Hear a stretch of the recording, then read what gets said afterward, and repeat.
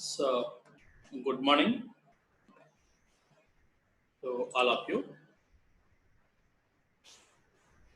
Today, we are going to discuss something or continue the class of the yesterday's session. So, what is that class here in the sense? The class will be enforcing constraints on columns.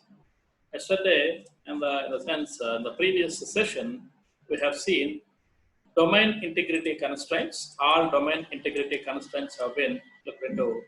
So taken some examples of domain integrity constraints here. That is how a check is being working. Check is being enforced its activity on one particular column or many columns, however, and then how not null is being evaluating by elimination or by opposing null values onto the column. So it's also seen. Then these two have been completely taken in the previous class.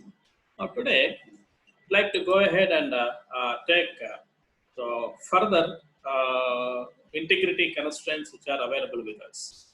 Okay, so two more categories are there. Two more categories are there with us.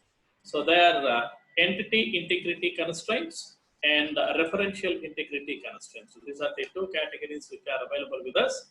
So we shall go ahead and we shall take the complete execution pattern of entity integrity and referential integrity also. Okay. Then we'd like to see so what are the primitives, basic primitives of these referential integrities, entity integrity as well the referential integrity as well here. Let us go ahead and without any further delay, let's get started.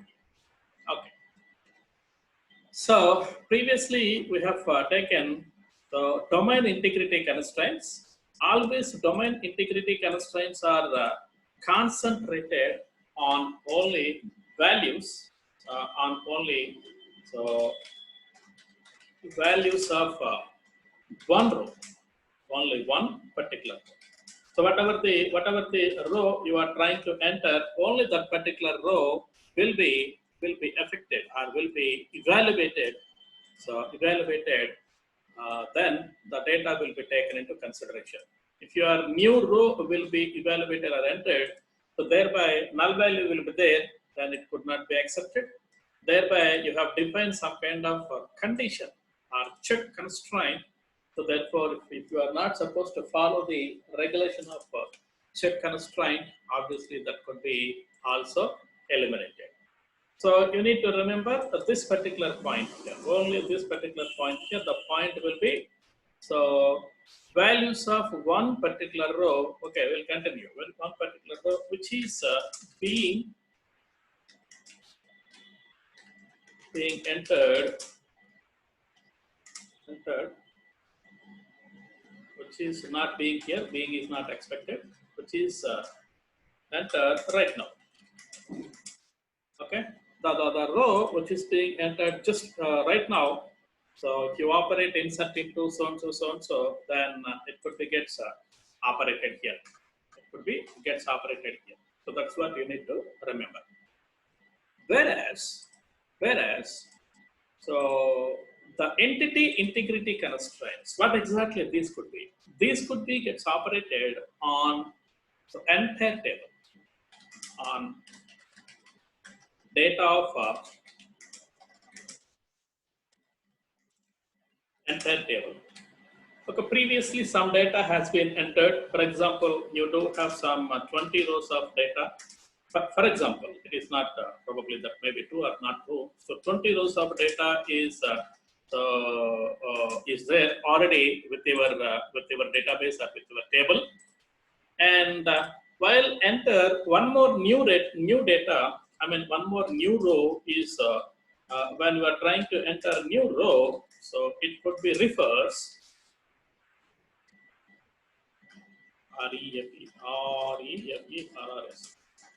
REFERS refers to the previous rows also. PRE. Okay, previous rows also. So that is why entity integrity constraints are always looking forward for entire data which is available with the with the table. Whereas domain integrity constraints will be looking forward for only for that particular row, only exactly one row. It is not looking forward for other data, only that particular row. So data will be looking to forward, whereas entity integrity constraints will be looking forward for complete data of that particular table. How many number of rows are there? So on checking out for previous number of rows, then this could be evaluated. Okay, this could be evaluated while inserting any kind of data right now. So let us see. We'd like to check about this particular thing, unique. Unique. Unique will be taken first, then followed by primary key. Okay, unique. So the name itself indicates unique in the sense the data which we have to enter in that particular column must be unique. It should not be duplicate. Unique in the sense, so not to be duplicated. So it should not be duplicated. So that is what about unique. If you want to specify not to be duplicate in the sense, what exactly you require? You require at least two values. If you want to check that whether my value is duplicate, then how could you say if you have only one value with you, is it possible to specify whether it is a duplicate or not? So let me say, what is my question here is, I have only one particular row, for example. So only 20 is, only some 54, 45 is there with me. Only 45 is there with me. Then could you say whether it is a duplicate or not? So you cannot say this is duplicate or not duplicate because we have only one value. If you want to specify whether the so-called value is duplicate, if you have one more value with you, at least one more value with you, then you can identify whether it is duplicate or not. So for example, I do have one more value that is 12. Now you can identify whether 12 is a duplicate or not. So previously we have 45. Now one more new value that is 12. So whether 12 and 45, so these two are equal? No, they are not equal. So therefore, so 12 is not duplicate. So that is why unique is always trying to operate on entire table. On entire table, it is being gets operated. So that is why I have told you, entity integrity constraints are supposed to be so operated on entire table. So that's what you need to remember here. Previous rows also be taken into consideration. Let us check. Let us check about this particular activity in SQL. Okay, let me open the SQL right now. Yes, this is your SQL. Username is AMR CLASS, then AMR CLASS. So yes, it has been connected. CLRS here. Now select everything from TAB. How many tables are there? Let us examine. Oh, column name is TABLE table type TAB type, not table type, TAB type, table type format. Let me say that is some 20. FORMAT, I'm sorry, FORMAT, topographical mistake. Then let me execute the same. Okay, set LINE, yes, line size 300. These setting operations must be done. Set pages, page size some 50. Okay, then go ahead and display. Oh, so column name is tname. Sorry, tname followed by format A20. Okay, now execute the same. Now you can display everything is in proper order because column name is taking huge amount of space. So that is so you can see. So we have exam 2. That is one particular column that is exam 2. Otherwise, let us create a new table for us that is admission, for example, admission. Okay. So while we are trying to take any admission to any college, so registered number of you cannot be duplicated. Your register number cannot be duplicated because one register number can be given to you. For example, so 19 HM1A0501 will be given to some particular person, Hari, and that cannot be duplicate to any other person. So therefore, let me create one particular table, separate table here, then you could understand very easily. Okay. So create table, so admission, so followed by first one is REGD underscore NO registered number, which is number of some 5. Now I'd like to operate unique constraint on this one, UNIQUE. Just you have to specify the constraint name. Otherwise, if you want to specify your own name, your own logical name, yesterday we have come across with one particular logical name, that is SYS underscore C00, some number will be there. I'd like to eliminate that particular number. Then I'd like to show how this will be. Constraint logical name is ADMISS7 admission underscore. What is the column name? What is the constraint name? UNQ, unique. And what is the column name? REGD underscore NO. This is the name which was given by me. So I don't want to take the name which is being generated by the system. I'd like to take the name which is being, so put my own name here. Then followed by your constraint, your actual constraint, that is UNIQE, unique. This is the first column. Then followed by student name, so VARCHR 2 of some 20. Then followed by date of birth, DOB, date, the column is date. Then course joined, so and so. I mean, course joined is again where CHAR, where 2 of let me say some 10, and then followed by date of join, when he was joined into that particular thing. So it is also date. Okay, for example, let us finish up to this moment. So close this one here. Table was created. Table was created. There is a small problem. There is a slight problem with unique. Let me explain. What is the particular problem? Let me explain. Okay, there is a small problem with unique. Let me explain. Okay, that problem will be simple. Now, I'd like to enter some kind of data here. Insert into table name is admission values. I'm trying to insert all values. I'm trying to insert all values. First one is 501, followed by S name is Samhari, so single quote Sari, followed by date of birth. So some 23 hyphen MAR hyphen 1990. That is date of birth of him. So-called person's date of birth of him. Then followed by course join. Course join is CSC. Okay. Then followed by again date of join, you are 19 days of 2019. So that is why 07 and then 09 to 2018. Okay, this is the date where exactly you have joined. So I have entered complete data of one particular fellow. One row, sorry. So here, month in the sense, we'd like to enter SEP, September. You need to enter in aggregated form, September, May, March, MAR, something like that. So that is why it has been displayed some kind of error. Okay, however, you can see, so data was inserted complete. Then go ahead and display the contents. So select everything from, so admission, yes, this is the data.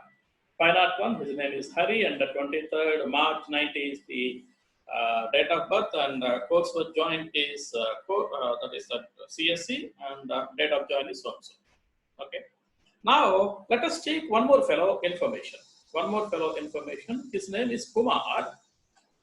His name is Kumar, and his date of birth is some 21st July 1990, and he was also joined the same. But you can see the number is the same. The registered number is 501. You please observe this one. Now, whenever you have to enter such kind of data, immediately you have an error message which is thrown to you by Oracle or SQL, that is unique constraint. You can see whatever the username, So previously it would be displayed as SYS underscore C. But I have, while I am creating this particular table, so I have given my own name. My own name. Same name can be taken here. You can observe this way. This particular. Okay, was violated. Unique constraint was violated. How it could be known? This is unique constraint. How 501 can be known to this particular row? Unique is always looking forward for all the rows which have been entered previously. So previously one row was entered, that value is 501 is already existed. So therefore it could not be taken, this particular thing. 501 again could not be taken because we have taken, so whatever the new row you may be introduced, the column which was enforced with the unique shall not be duplicated. Immediately you could get this particular kind of error message. This error message will be there with you. Okay, you please remember this particular thing. Then let me change the value. Let me change the value. So that is 501 for example. 502 for example. Yes, row will be created because previous one is 501 and today, I mean now, right now, the register number will be 502. So there is no problem at all. The data will be inserted successfully. And this is the way you could identify. So knowingly or unknowingly, if you enter some kind of data which is already existed in the table, within the column of the table, then it will be oppose you, it will be restrict you to insert the data into the table. So that is why this constraint also very important for us. And here, if you take a register number might be having some kind of register number has enforced with unique constraint. So therefore, 501 is first row and second row is 502. So there is no problem. The data is not duplicated. So data will be inserted successfully. This is the by nature unique will be. Now let me show you what is the problem with the unique. Let me show you. So I'd like to eliminate this one here, 502, and I'd like to place NULL, null, and his name is Uday, and then he was born by 10th August year 1990. Also joined on the same date he was joined. On the same date he was joined. He was also joined on the same day to the college. That you can see. Row was inserted. This is the problem with the unique. Problem is, please observe. Let me select complete data here. You can see. You can see. The problem is, this is the problem. You can see 501 Hari, there is no problem because register number is there with us, so everything is good. 502 Kumar, yes, register number also be there with us, very good. But here there is no register number. Without register number, you have been entered the data. Does it have any sense? No, it does not. It does not have any sense here. Then unique is trying to accept null values. You can see this null value has been accepted by unique. So what you are supposed to understand here is, as far as unique constraint is concerned is, what exactly you are supposed to understand here is, so look at this. I'd like to open this one. So unique constraint, this unique constraint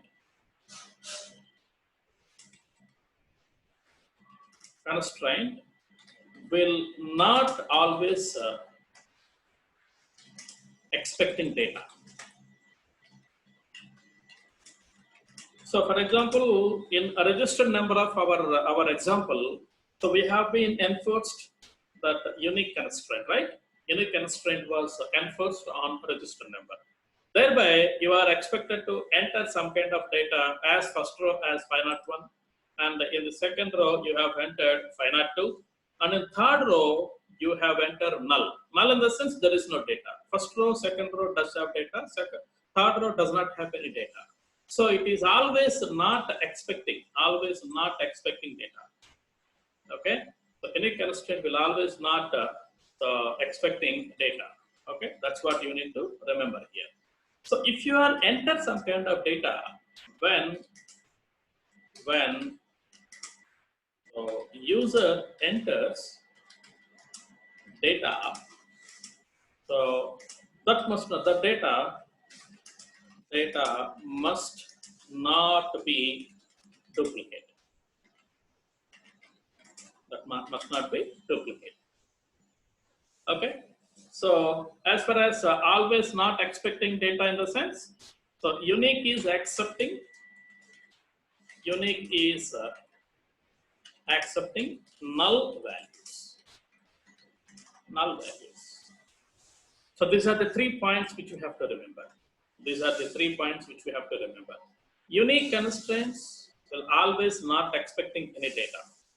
So if you are trying to expect, if you are trying to enter some data, whatever the data it might be, if you are trying to enter some data, that data must not be duplicated. That's what you need to remember. Data must not be. If you enter some data, so then the data cannot be duplicated. If you are not supposed to enter the data for that column, okay, well and good. Null value can be expected. There is no problem at all. Okay. So this is the point where exactly you have to remember. You have to remember in terms of unique. It's very important. So look at this. Look at this. It is at row level. It is at row level, means all rows are taken into consideration. Not null is at the column level. You can observe. So unique is accepting any number of null values. There is no problem. But if you enter real data, the data must not be duplicated. Whereas not null, it could be accept data of any number of duplicates. It could be accept the data of any number of duplicates, but it is strictly prohibited null values. So quite opposite operations, you please observe. Unique is always trying to take the data without duplicates, and it can be accepted any null values. Let me read this sentence also. So unique can be accepted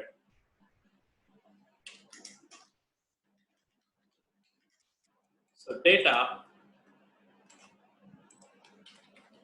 without duplicates, and also accepted any number of nulls. Nulls might be any number. There is no problem at all. Okay. So data must be whatever the data you are supposed to accept here, that could not be duplicated. Okay, without any duplicates. Okay. Whereas if you go ahead with so not null, the quite counterpart of unique is not null. So it must be accept data,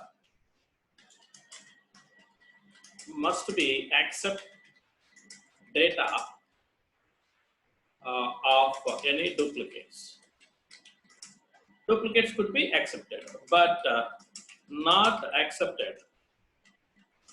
So any null value. Null value is strictly prohibited. Otherwise, you can write so null value is strictly prohibited. You are not supposed to enter any kind of data as null, where you have to enforce not null on that particular column.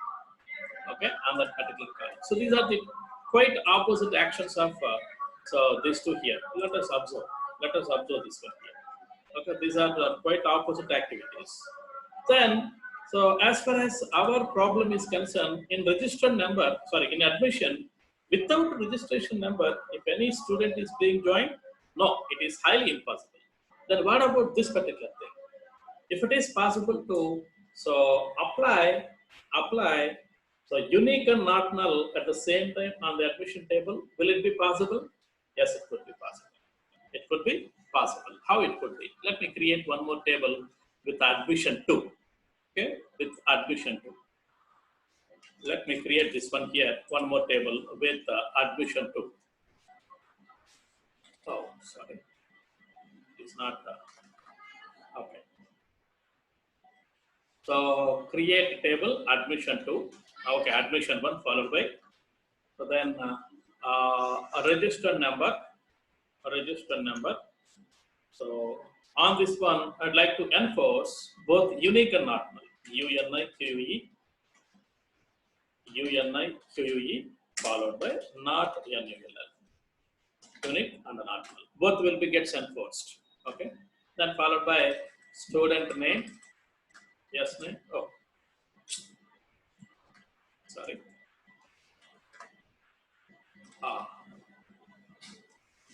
One moment, please. One moment, please. I'd like to copy everything and take it into consideration. I'd like to copy because I'm unable to type one more time, and so on and so forth. So that is why. Let me take. So look at this. Look at this. Don't worry. Don't get confused here. So look at this. Let me eliminate this one for a while.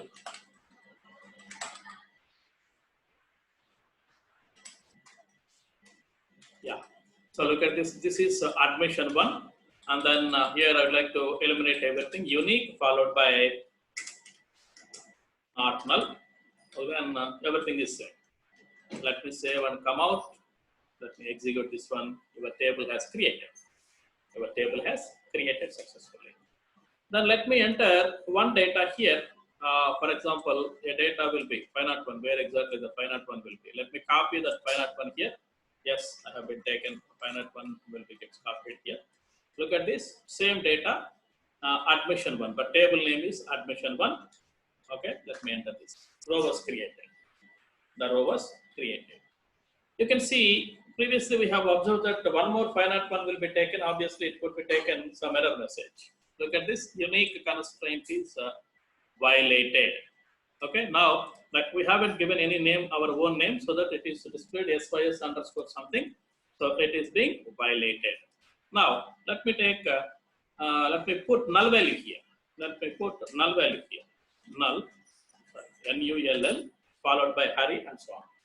Now you can see cannot insert null values into admissions. I mean AMR class dot admission one dot register number. Now you can see both are being executed or not. Yes, both are being executed.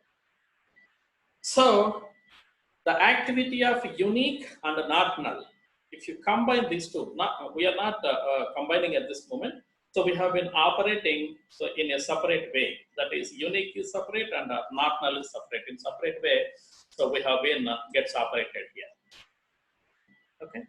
Now, so if you combine these two into a single constraint, then the activity will be took place without taking without defining two different types of constraints. So this is one constraint and this is another constraint. We have created, I mean, system has created two different types of constraints on the same column. On the same column, two different types of constraints have been defined. This is the first point we'd like to remember for combining those two. Second point will be, so here admission number, register number is very, very important. If you specify the value of register number, you can get complete information of remaining attributes also, remaining columns also. If you specify finite one, I'd like to look at this, select everything from admission. This is the data. Select everything from admission. Where, if I would specify where regd underscore no will be equal to 501.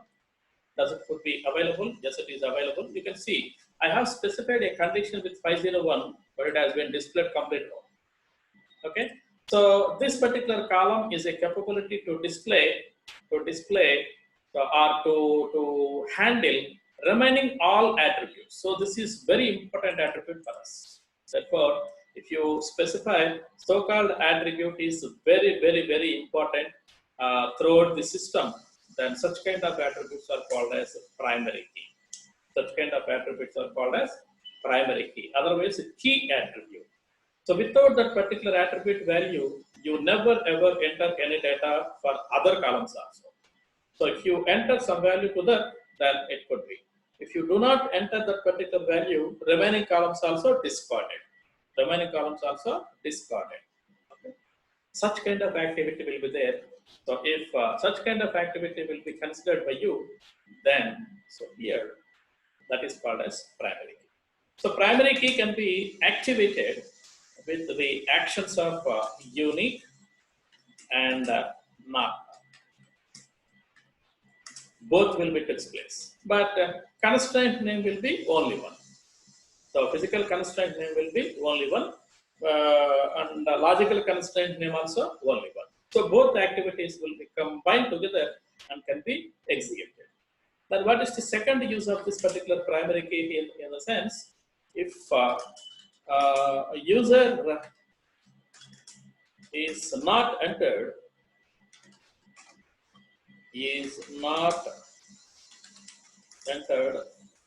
enter any value to primary key, let me write PK, primary key attribute, primary key column, then remaining columns, remaining column values could also discard. They are not supposed to be entered. Okay. So normally it is called as primary key.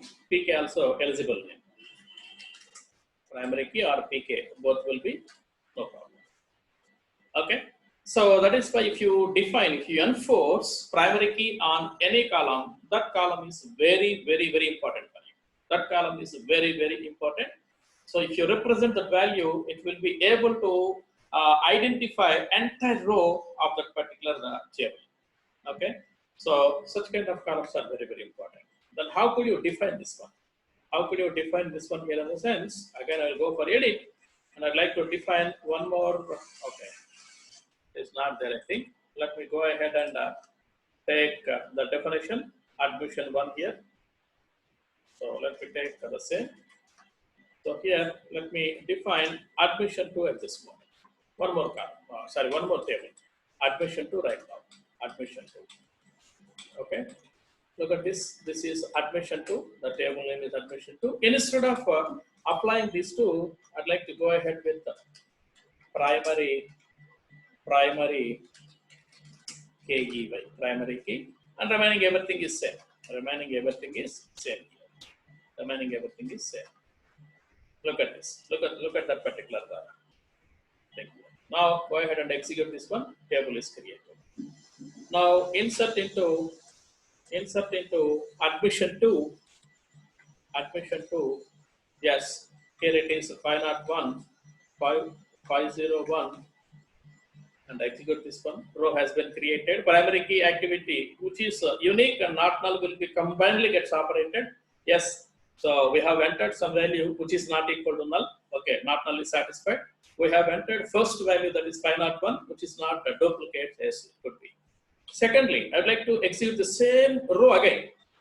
So now you can see I did not define any unique constraint on the specific register number of admission to, but it is, you can see it is highlighted. Okay, so I'd like to execute with null. I'd like to execute with null. Let us see. I did not define any not null on this particular register number. Okay, so here I have been defined only primary key activity. So look at this. Cannot insert so and so on table line. Okay. So these are the two activities which could be combinedly gets operated with the primary key. Not only that one. So the primary key value is specified. It could be able to represent all other values of other attributes in the table. Secondly, if you are trying to not enter any value for primary key, remaining all other values also be discarded. They are not supposed to enter into the table. And so primary key is a very important key throughout the system. So here, if you consider student information system, in student information system, several activities are there. Admission is first activity. Second activity will be examination. Third activity will be scholarship. Fourth activity will be admission. Fifth activity will be some placement activity. Sixth activity will be any internships will be there. Those activities. All these things will be combined together as called as student information system. So each and every activity does have some set of tables. So within those tables, registered number, your name is not important because Srinivas, if you consider Srinivas or Anand or any other name, so many people, many Srinivases will be there, many Anands will be there in the class. So names are always duplicated, but whereas admission number or register number, they are not supposed to duplicate. So it could be play a vital role in the specific information system, so that such kind of the columns will be defined as primary key. They are supposed to be defined as primary key. So that is the activity here. So unable to complete, unable to continue with the next topic because already time is gets over. I have only 3 minutes. I would like to show you something here. So something I would like to show you at this moment here. That is, you can see only 17 of you have registered. Only 17 students. You can see. Remaining all students are invited, but you are not. You are not. You can see the course name. The course is DBMS only. So people are not out of 17. I am one of the users. You can see my name also be there. Kallam Gopal Reddy. It is there with you. So 16 students have been what do you call join to this class. I don't know what is being happening. I'd like to give you some two more days time. By Saturday or Sunday, by Sunday in the evening, I'd like to wait.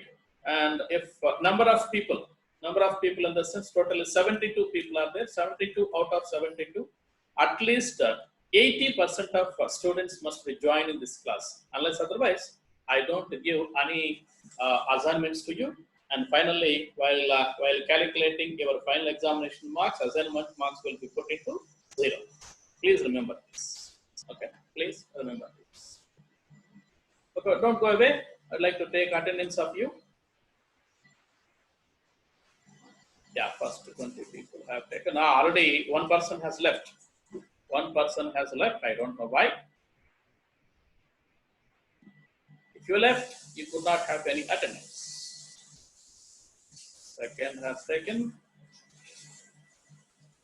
48. Third has taken. And then final has taken. Yeah, attendance has taken.